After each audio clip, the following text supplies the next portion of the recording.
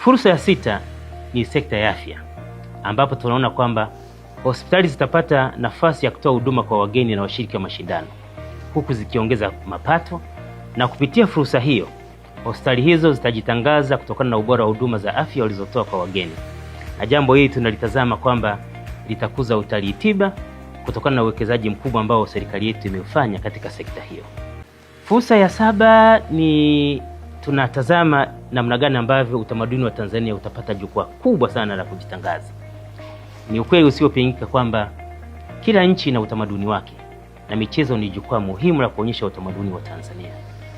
Muziki, sanaa, vyakula, mavazi na Kiswahili vitapata nafasi ya kutambulika zaidi kwa wageni kutoka sehemu mbalimbali za dunia.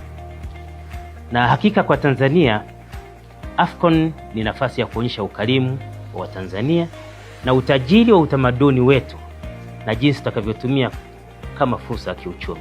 Fursa ya 8 ambayo tunaiona inaangazia namna ambavyo Tanzania itatangazwa kimataifa. Mashindano haya yatafanyika Tanzania na kuifanya Tanzania kutazamwa na mamilioni ya mashabiki wa soka barani Afrika na duniani kote, hivyo kujenga chapa ya taifa, yani national branding. Ni kupitia matangazo hayo ya television, mitandao ya kijamii na vyombo vya habari vya kimataifa, Tanzania itapata jukwaa la kuonyesha uwezo wake, utamaduni wake na maendeleo yake katika sekta mbalimbali. Fursa ya 9 ni kukuza utalii, ambapo tunaona kwamba moja ya sekta itakayonufaika kwa kiasi kikubwa ni utalii, kwani mashabiki, waandishi wa habari, viongozi na wageni kutoka nchi mbalimbali duniani watakuja Tanzania.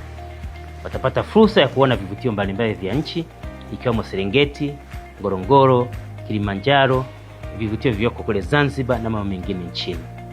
Hivyo soka au mashindano haya ni daraja kubwa la kuongeza mapato ya utalii na kuimarisha sekta hiyo. Fursa nyingine ambayo inaweza ikawa ya 10 ni kuimarika kwa miundombinu na huduma. Hapa ni kweli au ni ukweli katika maandalizi ya mashindano makubwa kama haya. Tayari tumeanza kuona maandalizi yamechochea uboreshaji wa miundombinu mbalimbali, ikiwemo viwanja vya michezo na barabara.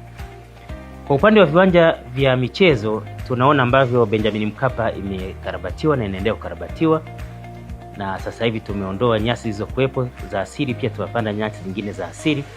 Lakini pia tumejenga uwanja wa mpira Arusha. Kuna viwanja vile vimejengwa kule Zanzibar, Kizimkazi na Fumba, lakini pia na uwanja wa Amani nao umekarabatiwa. Halikadhalika sasa miundombinu inayozunguka maeneo hayo yote ambayo ni barabara, miundombinu ya maji, umeme, vyote hivyo vimeanza kufanyiwa kazi, vimerekebishwa na sehemu nyingine vimeanza kukamilika.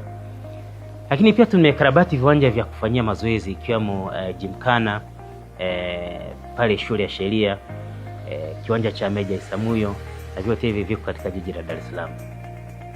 Na kwa upande wa miundombinu ya utoa huduma za kidijitali, tunaona kwamba tayari sasa wameanza kujitokeza wataalam kujenga mifumo mbalimbali, ambapo kupitia mfumo mmoja unaweza kupata huduma mbalimbali za usafiri, chakula, sehemu ya kulala kama hoteli na kadhalika na kadhalika.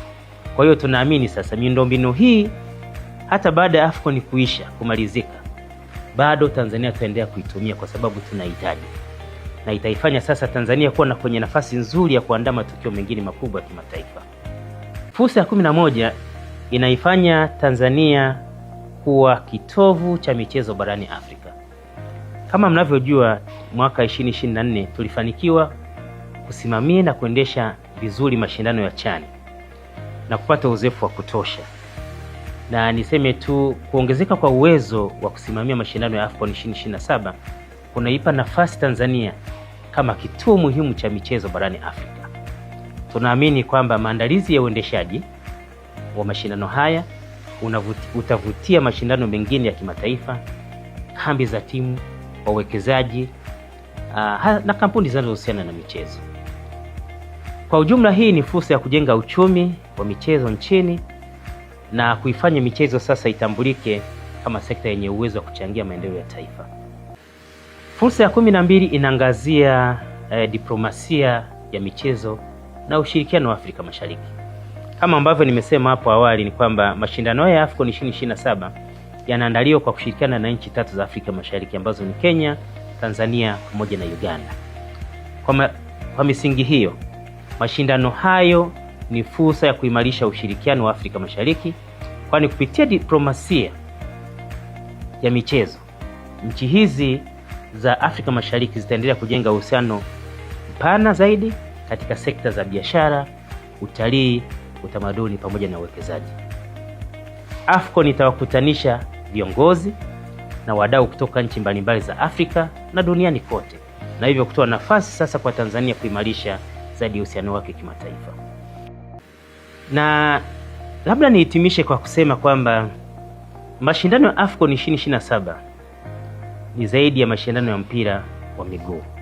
Ni fursa ya kuharakisha maendeleo ya utalii, biashara, ajira, miundombinu, michezo, teknolojia na diplomasia.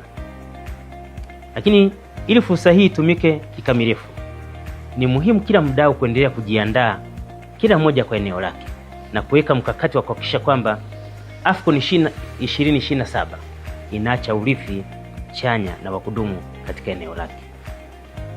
Na mimi niseme AFCON 2027 ni mwanzo wa ukurasa mpya katika maendeleo ya michezo na uchumi wa michezo nchini Tanzania. Tunaomba uendelee kutufuatilia, kwani siku si nyingi tutawaletea utaratibu wa namna fursa hizo zitakavyopatikana.